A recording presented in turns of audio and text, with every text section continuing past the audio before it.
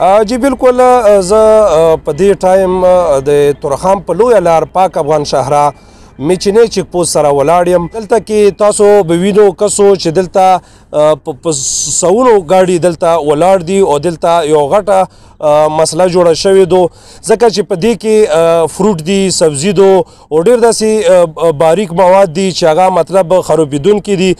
ما سره په دې وخت کې یو ډریور موجوده دی، د هغې نه د دې په هکله معلومات کوو چې دلته کې تاسو د څومره وخت نه ولاړ یو او تاسو ته څه تکلیف دی؟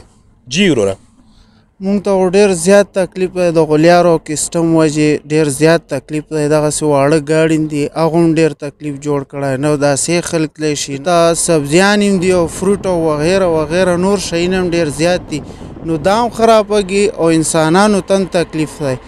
ښه ملګري، تاسو مخکې اعلی حکامو ته څه داسې یو پیغام ورکوو چې د کومه ستونزه ده دا په څه وجه باندې جوړه شوې ده چې دا ختمه شي؟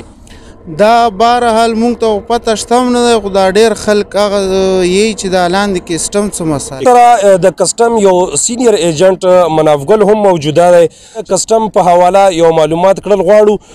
جی مناف، دلته دا څه مسله جوړه شوې ده په د تورخم باندې چې دا دومره ټرکونه ولاړ دي؟ دا کې خو ډېر باریک داسې مواد دي چې هغه سبزو په شکل کې دي او که د فروټو په شکل کې دي. تاسو اعلی حکامو ته څه داسې پیغام ورکوو چې مطلب د کومه ستونزه او مسله جوړه او د مسلې یو حل راوځي؟ تاسو ډیره مننه رحیم صاحب. الکترونیک امپورټ فارم دا یو پالیسي سټیټ بینک لاګو کړې وه چې دغې وجې نه دلته ډېر زیات راز جوړ شو ځکه چې دغه یو اصول دی ټي ټي بینک ته روپۍ لیږل او هغه چونکې په افغانستان کې بینکونه بند دي نو د دې وجې نه هغه کاروبار نه کېدو هغو سره. نو ګاډي چې کوم راغلل د هغه پالیسي ورسره راغله، پالیسي چې راغله دلته هغه شیل ته ونه افغانستان کې بینکونه بند نو ګاډي ودرېدل دا راج زیاتېږي، ورځ په ورځ باندې زیاتېږي.